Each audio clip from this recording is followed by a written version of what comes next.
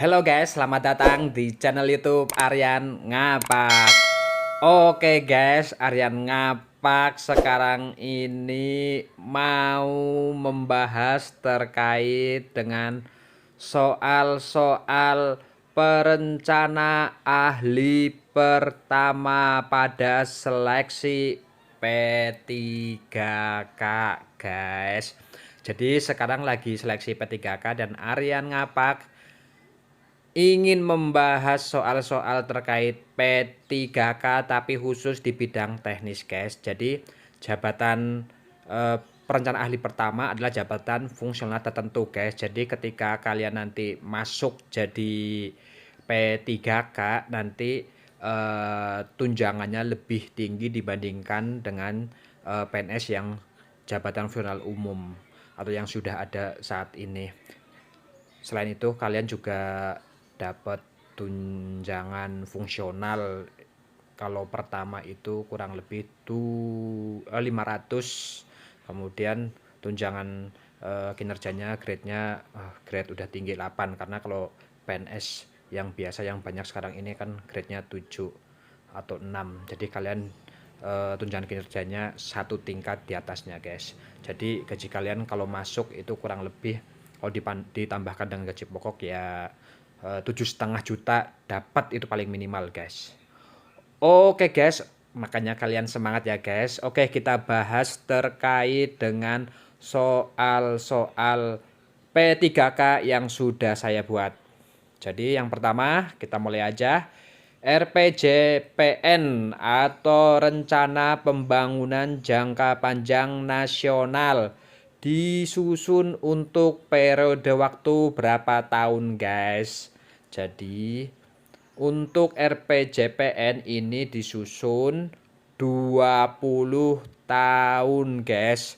RPJP merupakan dokumen perencanaan pembangunan jangka panjang nasional guys, yang disusun 20 tahunan, dimana untuk saat ini yang lagi existing RPJP-nya tahun 2025 sampai tahun 2025 sudah mau selesai.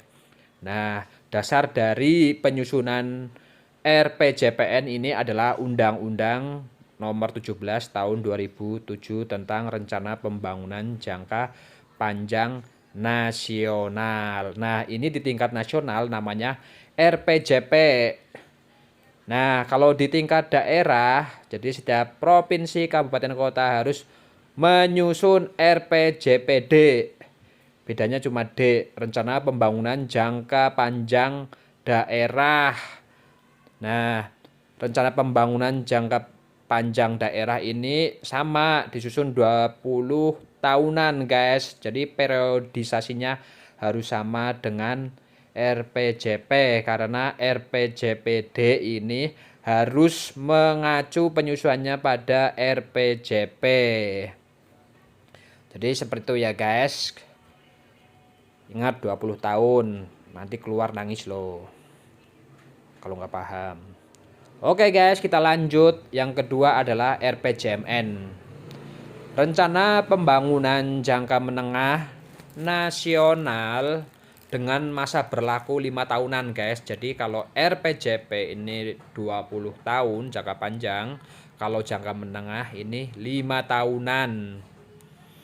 Jadi berikut yang benar periodisasi RPJM yang berlaku saat ini adalah, saat ini tahun berapa guys? Tahun 2020 sampai tahun 2024, 5 tahunan guys. Jadi RPJP itu kan tahun 2005 sampai tahun 2025. Nah, itu ibaratnya dipotong-potong 5 tahunan guys, sehingga ada 4 tahap. Nah, tahap 2005 sampai 2009 sampai tahap keempat 2020 dan 2024. Dan yang sekarang berlaku yang menjadi acuan adalah tahun 2020 sampai tahun 2024. Nah, setelah ini ganti ya guys, karena kan udah selesai kan RPJP nyampe tahun 2025. Sehingga nyusun lagi RPJP, kemudian diturunkan ke dalam RPJMN 5 tahunan lagi. Nah, RPJMN ini adalah penjabaran dari visi dan misi presiden. Jadi ketika presiden terpilih dia kan punya visi misi dan program. Nah, dijabarkan ke dalam rencana pembangunan namanya RPJMN selama 5 tahun dan ditetapkan paling lambat 3 bulan setelah presiden dilantik. Paham ya guys? Nah, kalau di daerah ini kan namanya RPJMN kalau di pusat. Nah, kalau di daerah ini namanya RPJMD, ada D-nya, daerah. Nah, ini sama periodisasinya 5 tahun. Tapi dalam penyusunannya ini harus mengacu ke RPJM nasional atau RPJMN. Nah, ini mengacu penyusunannya pada visi misi dari kepala daerah, guys. Dasar penyusunan RPJMD adalah Undang-Undang Nomor 23 Tahun 2024 tentang Pemerintahan Daerah yang mengamanatkan bahwa daerah diharuskan menyusun RPJMD. Nah, untuk nanti kalau udah tersusun evaluasinya itu mengacu pada Permendagri nomor 86 tahun 2017. Lanjut ke soal nomor 3. Dokumen yang digunakan Kementerian Lembaga sebagai dasar penganggaran disebut dokumen rencana kerja, jawabannya guys. Jadi alurnya seperti ini guys. RPJP ya, jangka panjang 20 tahun diturunkan kepada RPJMN 5 tahunan ya, sehingga ada 4 tahapan ya. 20 tahun itu dibagi-bagi menjadi 5 tahunan sehingga jadi 4 tahapan. Nah, setiap tahapan itu 5 tahun itu maka dijadikan dasar dalam penyusunan rencana kerja pemerintah setiap tahun. Nah, rencana kerja pemerintah ini yang dijadikan adopsi acuan bagi kementerian dan lembaga untuk menyusun renja. Nah, rencana kerja ini atau renja dijadikan sebagai dasar penyusunan penganggaran, guys. Jadi, kalau RKP itu tingkat nasional, kalau renja itu tingkat kementerian lembaga. Setiap kementerian lembaga menyusun renja. Nanti kalau kalian sudah lolos jadi perencana, kalian pasti paham di sini. Setiap tahun nyusun renja. Oke guys, lanjut ke soal nomor 4. Di bawah ini yang bukan merupakan misi Presiden Joko Widodo dan Wakil Presiden Ma'ruf Amin tahun 2020 sampai 2024 adalah ini A. Meningkatkan kualitas manusia Indonesia, iya. Struktur ekonomi produktif, iya. Pembangunan merata dan berkeadilan, iya. Melaksanakan pelindungan hak asasi manusia. Nah, ini tidak. Ini punya Kemenkumham misinya. Jadi jawabannya adalah D, guys. Jadi tahun 2020 sampai tahun 2024 untuk periodisasi kedua pemerintahan Jokowi dan Ma'ruf Amin ini visinya adalah terwujudnya Indonesia maju yang berdaulat, mandiri, berkepribadian, berlandaskan gotong royong. Ntar ketika kalian tes P3K, visinya apa ditanya guys. Nah, hafalin guys, terwujudnya Indonesia maju. Sampai gotong royong, sampai ngelotok di kepala guys. Nah, misinya juga dihafalin guys, ada 9. Jadi visi itu kan agar implementasi harus dijabarkan dalam misi. Nah, misi itu strategi untuk mencapai visi. Ada 9 strateginya atau misinya, yaitu meningkatkan kualitas manusia Indonesia sampai sinergi pemerintah daerah dalam kerangka negara kesatuan. Ini visi dan misi kalian wajib hafal di luar kepala sebelum kalian perang besok guys. Oke, lanjut kita ke soal nomor 5. Berikut ini merupakan poin-poin nawacita kecuali menghadiri kembali negara, melindungi segenap bangsa, iya. Membuat pemerintahan tidak absen, membangun tata kelola pemerintahan yang efektif, demokratif, iya. Membangun Indonesia dari pinggiran, jelas. Nah, ini kecuali ya guys. D. Mewujudkan keamanan nasional yang mampu menjaga kedaulatan wilayah, menopang perekonomian, mengamankan sumber daya maritim. Jadi jawabannya adalah D. Mewujudkan keamanan nasional yang mampu menjaga kedaulatan ya guys. Jadi jawabannya D ya guys.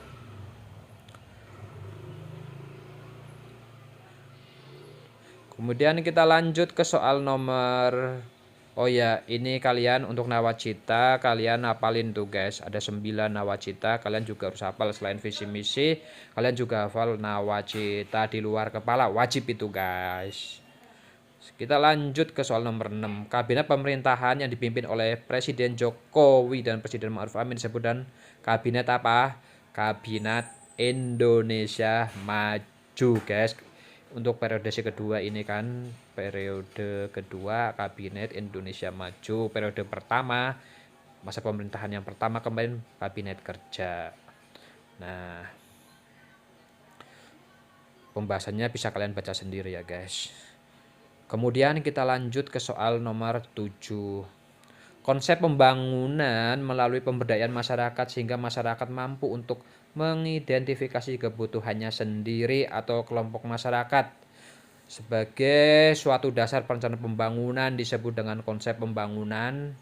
Jadi ini adalah perencanaan pembangunan yang mengusung konsep partisipasif guys, dengan pelibatan masyarakat. Jadi perencanaan pembangunan itu ada dua yang harus dilewati. Yang pertama harus bottom up guys, dari atas ke bawah. Jadi dari pimpinan kementerian lembaga menteri itu inginnya kebijakannya seperti apa.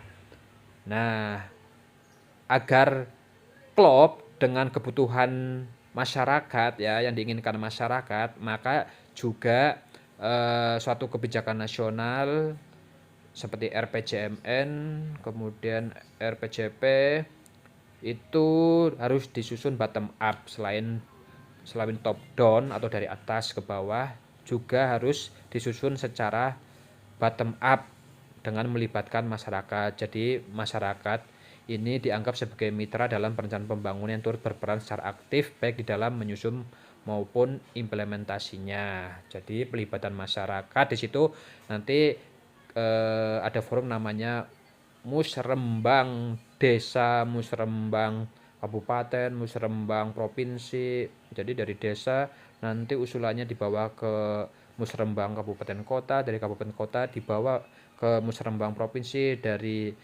Musrembang Provinsi dibawa ke Musrembang Nas, namanya usulannya tersebut, sehingga nanti akan jadi suatu dokumen perencana itu disusun berdasarkan masukan kebijakan dari pimpinan kementerian lembaga atau menteri gitu, kemudian juga mengadopsi usulan-usulan dari masyarakat, sehingga dokumen yang disusun itu nanti memang dokumen yang operasional sesuai dengan kebutuhan masyarakat. Oke, jadi jawabannya adalah bottom up atau pembangunan partisipasif guys, nomor 7. Lanjut kita ke soal nomor 8. Supaya tanaman dapat tumbuh ideal, maka sebaiknya ditanam di tanaman pada tanah yang memiliki kelas sarjana ya guys, S1 aja. Jadi tanaman akan tumbuh dengan baik apabila keasaman tanah ini pH-nya antara 5,5 lah, dan kurang juga boleh, dan kemiringan lereng ini kurang dari 15, dan agar tidak mudah terjadi erosi. Nah, kelas drainasenya ini harus baik dan curah hujannya tahunan antara 1.500 sampai 2.000 mm.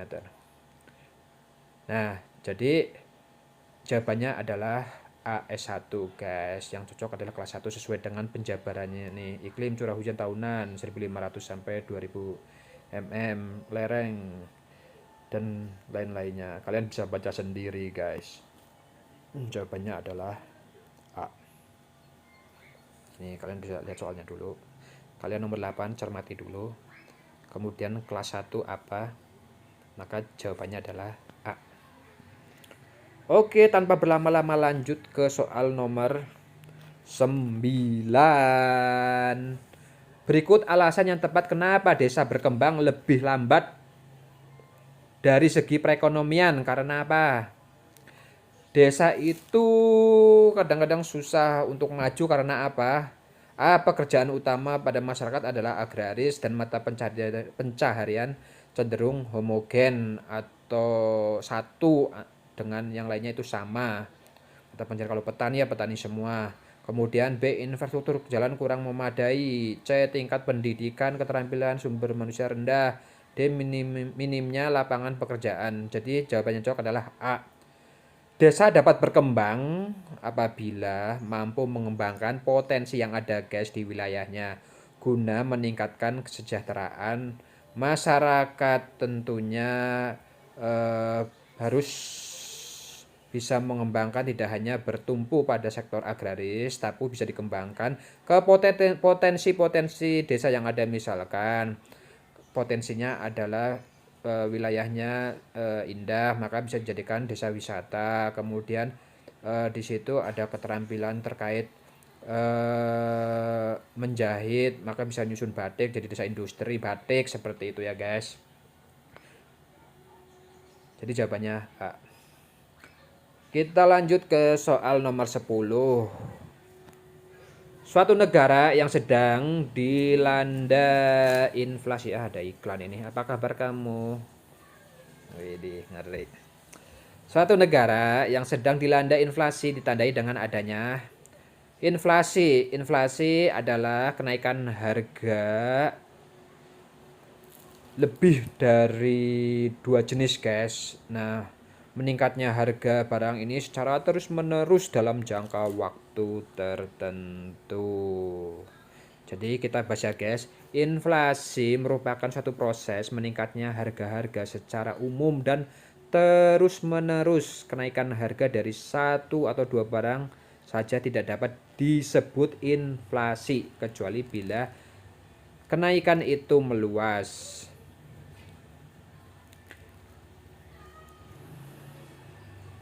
Inflasi adalah karena permintaan barang itu lebih tinggi daripada penawarannya guys. Jadi barangnya banyak tapi permintaannya sedikit, maka terjadi inflasi.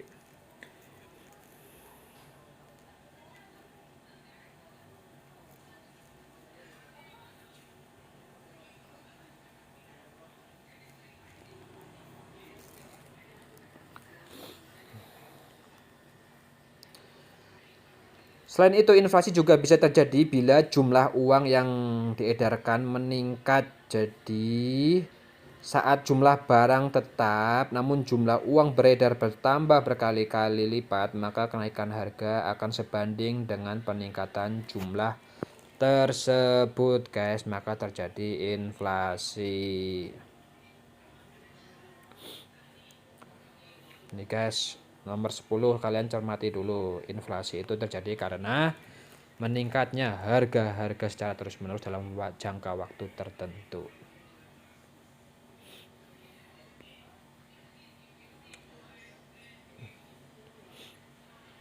Oke, kita lanjut ke soal nomor 11. Suatu negara yang sedang dilandai deflasi tandai dengan adanya kecuali deflasi. Deflasi ini adalah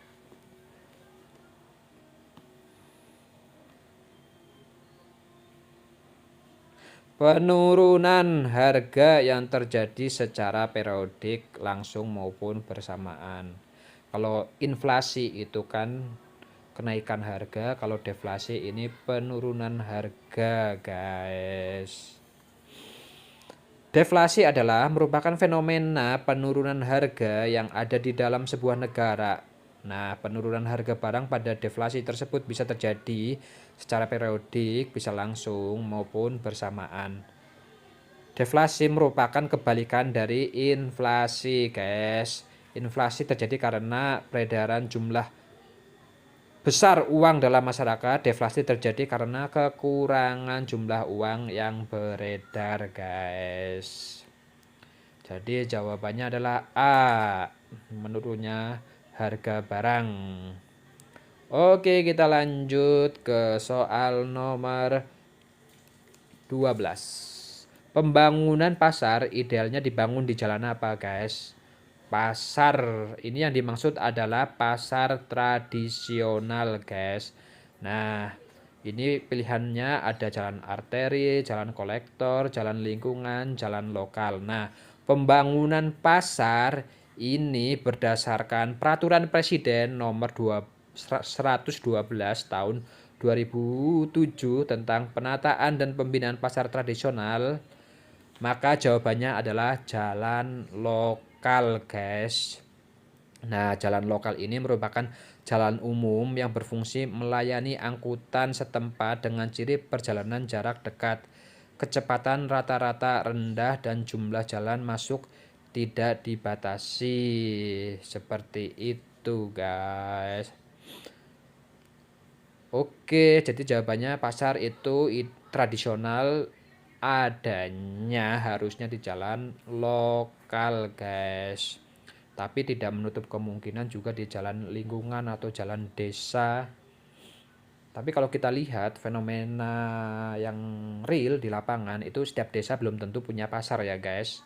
Biasanya satu kecamatan tuh baru ada pasar. Jadi yang cocok itu memang pasar ada di jalan lokal. Nah, sedangkan nomor 13 SPBU. SPBU ini cocok ideal dibangun di jalan arteri, guys. Kenapa di jalan arteri? Karena jalan arteri merupakan jalan umum yang berfungsi melayani angkutan utama dengan ciri perjalanan jarak jauh, kecepatan rata-rata tinggi, dan jumlah jalan-jalan masuk akses dibatasi secara berdaya guna. Jadi contohnya jalan arteri itu adalah pantura, guys. Jadi tidak banyak cabang-cabang di dalam. Jadi ketika di dalam wilayah itu banyak cabang-cabang jalan untuk menuju ke pantura, maka cabang-cabang jalan itu akan bertemu di salah satu jalan, dan kemudian jalan satu itu maka akan ketemu dengan pantura. Jadi tidak banyak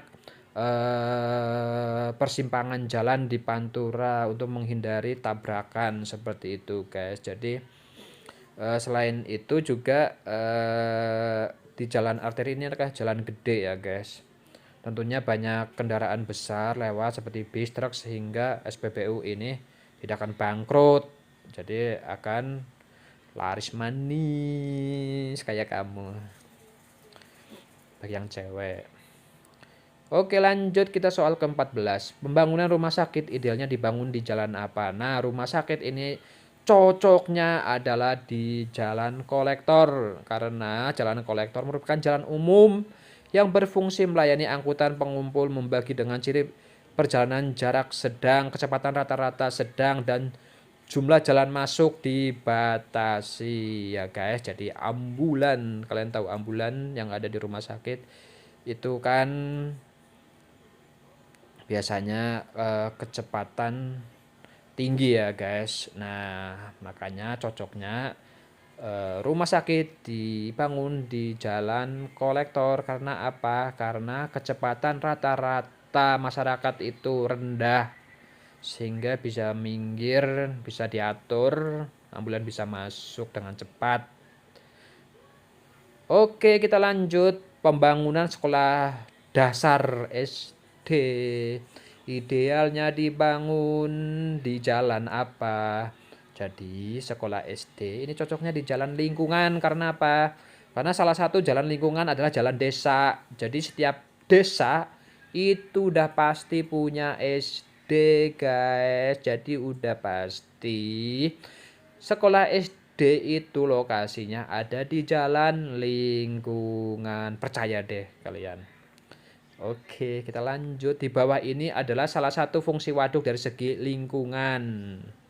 Dari segi lingkungan, fungsi waduk adalah sebagai jawabannya pengendali banjir, guys, untuk mengatur keseimbangan tata air.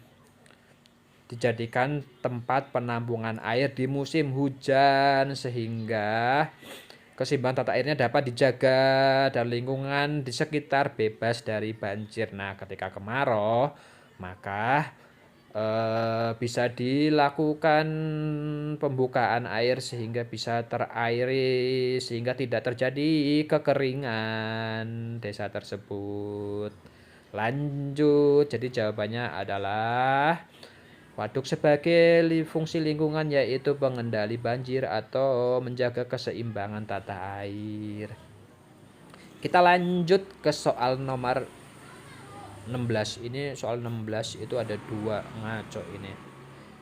Jadi soal 16 di atas, di bawah ini adalah salah satu fungsi waduk sebagai perkembangan wilayah adalah jawabannya adalah sebagai objek wisata, guys. Dengan adanya waduk, maka akan menarik minat dari orang-orang yang ada di luar wilayah tersebut, di luar kecamatan tersebut, di luar desa tersebut untuk ke waduk dalam rangka apa? Melihat waduk itu seperti apa, pengen berwisata keindahan waduk atau sekedar memancing. Jadi menarik minat-minat orang-orang yang ada di luar dan akan tentunya mendapatkan apa guys? Mendapatkan pengembangan wilayah. Jadi akan dikenal oleh orang-orang wilayah tersebut. Sekarang nomor terakhir guys. Di bawah ini adalah salah satu fungsi waduk dari segi ekonomi. Ya jelas kalau dari segi ekonomi yaitu sebagai sumber irigasi pertanian.